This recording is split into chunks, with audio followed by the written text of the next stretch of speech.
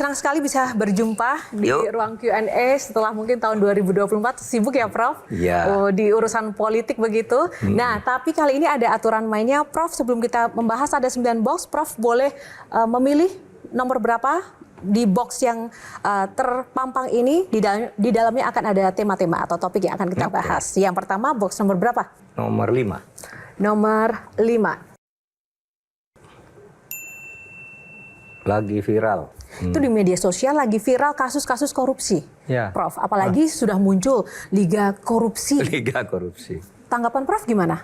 Ya, memang ekspresi kemarahan publik terhadap perkembangan korupsi yang sekarang gejalanya seperti permainan domino aja, muncul ini, ditutup kasus ini, yang ini hilang tidak selesai, tutup ini, dan seterusnya. Ini memang masalah kita sehingga orang lalu menyebut liga korupsi kan, ini yang tertinggi, yang kedua ini, yang ketiga ini, nanti finalnya seperti apa kita belum tahu juga kan. Nah, ini kan otomatis membuat pertanyaan publik ya, Prof. Jangan-jangan selama ini memang hanya tidak terbongkar saja, Prof. Oh iya, bukan hanya tidak terbongkar selama ini, tidak dibongkar. Sebenarnya dibongkar. gejala itu sudah ada kan, orang sudah tahu semua sejak dulu. Tapi jujur Prof, lebih parah atau enggak pasca 98?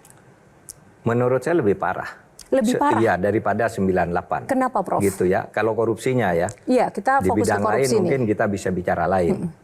Nah, kita lihat dari anunya aja, pas sebelum 98 itu zaman Pak Harto kan, kita kritik dia, kita demo dia sampai jatuh karena KKN. Tapi korupsi di zaman Pak Harto itu terkoordinasi, yang mengkoordinasi Pak Harto sendiri, ya.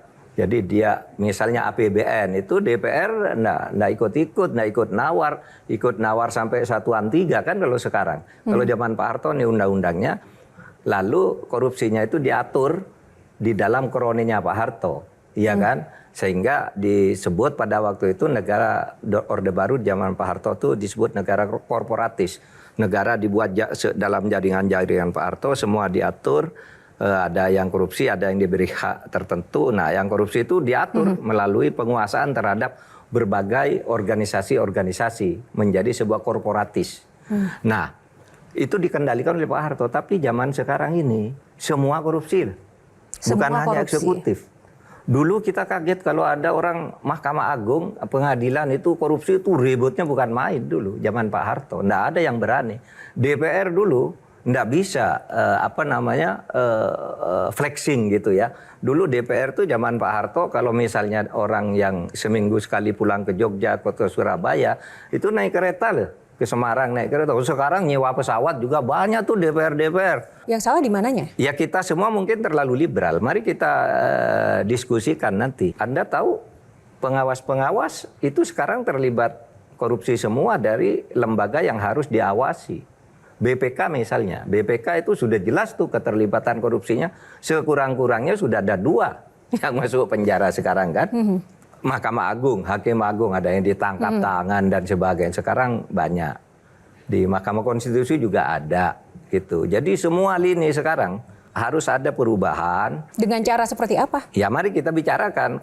Karena banyak Menurut alternatif Prof, perubahan. Kalau yang saya paling kunci? perubahannya sekarang yang paling kunci begini. Kalau saya ya, tinggal Pak Prabowo presiden sekarang. Apa yang dipidatukan, koruptor akan dikejar sampai ke mana? Antartika. Ke Antartika, sampai ke lubang tikus dan sebagainya. Sekarang laksanakan karena koruptor itu kan ada di depan dia semuanya. Gitu. Maksudnya di depan dia itu Iya, di sekeliling dia banyak yang sudah diinggasikan oleh publik, sudah pernah menjadi bermasalah, dipanggil oleh aparat penegak hukum dan sebagainya. Nah itu dikelirkan semua. Nah yang kedua yang sudah muncul ini jangan didukung habis-habisan, tiba-tiba balik. Misalnya apa? Kasus judi online. Itu kan sudah jelas ribut mengarah ke si A, ini otaknya sekarang hilang. Pagar laut sama kan? Wah rame ini atas dukungan Pak Prabowo akan ini. Nah sekarang nih anti kilimat. Pertamina juga kan udah mulai balik nih. Wah kemarin ribut balik lagi nih sekarang. Katanya enggak, Pertamina enggak salah ini. Sudah mulai begitu kan? Sudah mulai dilokalisir ke orang yang terlanjur. Seakan-akan penindakan ini hanya karena keterlanjuran dibuka gitu, lalu mau balik lagi berbagai cara. Ini pandangan saya yang melihat posisi presiden seperti itu. Tapi saya tidak tahu kesulitan politis apa yang sekarang merasa dihadapi ada oleh kesulitan presiden. politis yang dihadapi Pak Prabowo? Menurut Menurut saya secara umum, karena di negara ini terjadi saling sandra. Kalau saya misalnya akan menyelesaikan ini kasus besar, sesudah saya dep gitu, diselidiki ternyata ada famili saya, ada anak saya, ada istri saya. Itu istri saya punya saham, istrimu punya saham di sini loh. Anakmu dulu yang dirikan ini loh. Mundur lagi ini. Dibelokkan ke orang yang sebenarnya kemudian apes. Bukan hanya, sehingga saya sering berpikir pemberantasan korupsi di negeri ini hanya kena terhadap orang-orang yang apes, bukan karena sebuah rencana Contoh kasus sekarang yang apes itu menurut Prof siapa? Ya yang ditangkap itu apes. Seperti siapa? Lurah Kohot itu siapa? Arsin Lurah ya Kohot, itu ya. apes. Yang ini Siahaan dan kawan-kawan ya apes gitu. Karena sebenarnya kalau mereka tahu semua peta persoalannya itu, ini tidak akan terungkap kan gitu. Ini apes terungkap duluan, terlanjur terungkap, udah ini aja yang jebloskan ke pendara, yang lain diamankan kan gitu. Jelajahi cara baru mendapatkan informasi. Download Metro TV Extend sekarang.